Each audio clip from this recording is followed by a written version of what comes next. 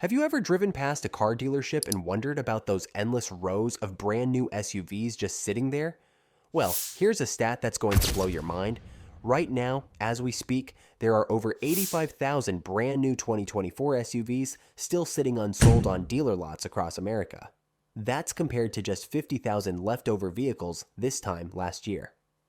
And get this, there are still 8,000 SUVs from 2023 that still haven't found buyers.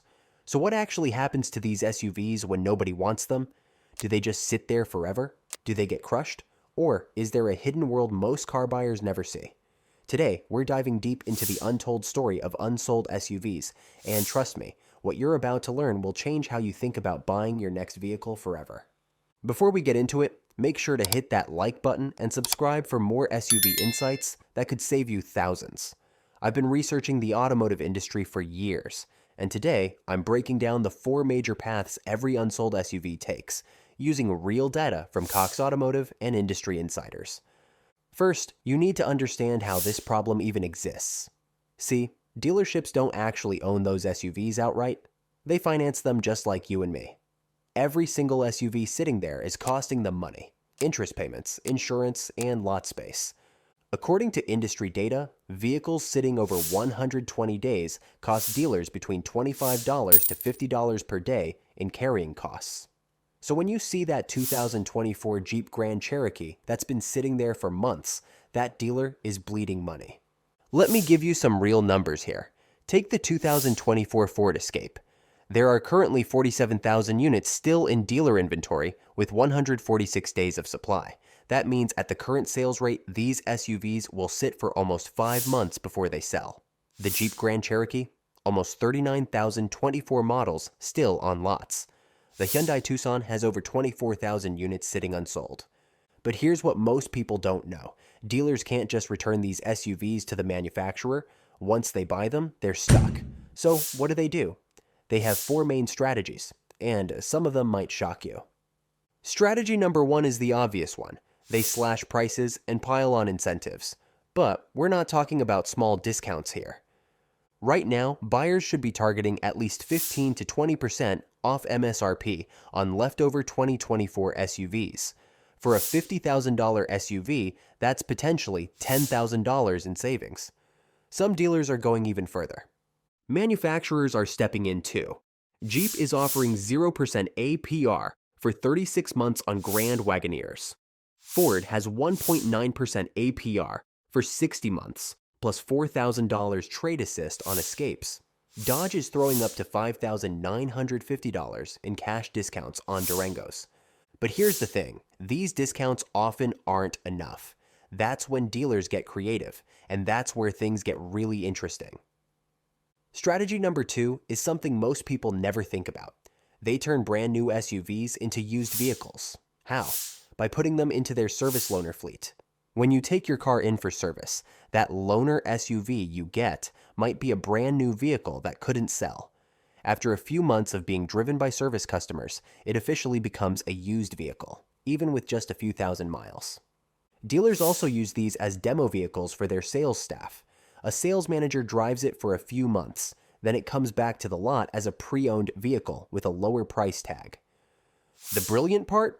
These vehicles can then go into certified pre-owned programs with manufacturer warranties. Buyers love these because they get a nearly new SUV for thousands less. It's a win-win, but only if you know to look for them. Strategy number 3 happens behind the scenes. Dealers trade SUVs with each other, and this is where geography gets really interesting. A convertible SUV might sit for months in Minnesota, but fly off the lot in California. A luxury SUV that nobody wants in rural Ohio could be perfect for a dealership in affluent Connecticut. Weather patterns heavily influence this. All-wheel drive SUVs struggle in warm climates, while two-wheel drive models sit untouched in northern markets during winter. Dealers have networks where they constantly shuffle inventory to match regional demand. This is happening more than you think. Specialty trims, specific colors, or unique packages that don't work in one market often find new life somewhere else. But when trading doesn't work, that's when we get to the really interesting stuff. Strategy number 4 is the hidden world most car buyers never see. Wholesale auctions. And this is huge business. The largest player is Manheim, owned by Cox Automotive. If an SUV is truly unsold, odds are high it ends up at a regional Manheim auction.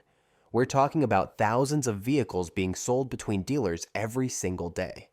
There are two types: closed auctions, where only brand-specific dealers can bid, like Ford dealers bidding on Ford SUVs. This keeps resale values stable. Then there are open auctions, where any licensed dealer can participate and prices can drop fast. Here's what's fascinating.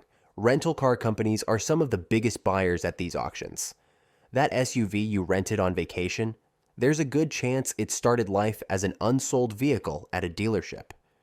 Dealers usually take a loss at auction, but it's better than the carrying costs of keeping the SUV on their lot. It's basic math. Sometimes you have to cut your losses. But wait, what about SUVs that never even make it to dealerships? Sometimes manufacturers realize they've overproduced before vehicles leave the factory. They have three options. 1. Store them in massive lots waiting for demand to increase. 2. Export them to international markets where that SUV model might be hot property. Or 3, and this might shock you, they scrap them. Why would they destroy perfectly good SUVs? Because selling them at extreme discounts would hurt the brand's value. Sometimes it's better to take the loss and protect the brand. So there you have it. Every single SUV, no matter how unpopular or expensive, eventually finds a buyer one way or another. Whether through massive discounts, clever remarketing as used vehicles, dealer trading networks, or the hidden auction world, no SUV sits forever. The key takeaway: if you're smart about timing and know what to look for, you can take advantage of every single one of these strategies. Want to save thousands on your next SUV? Look for those end-of-year clearance sales, ask about demo vehicles, and don't be afraid to negotiate hard when you see SUVs that have been sitting on the lot for months. What's the best SUV deal you've ever negotiated? Drop a comment below and let's talk about it. And if you found this valuable, smash that like button and subscribe for more SUV insights that could save you serious money on your next purchase. I'll see you in the next video.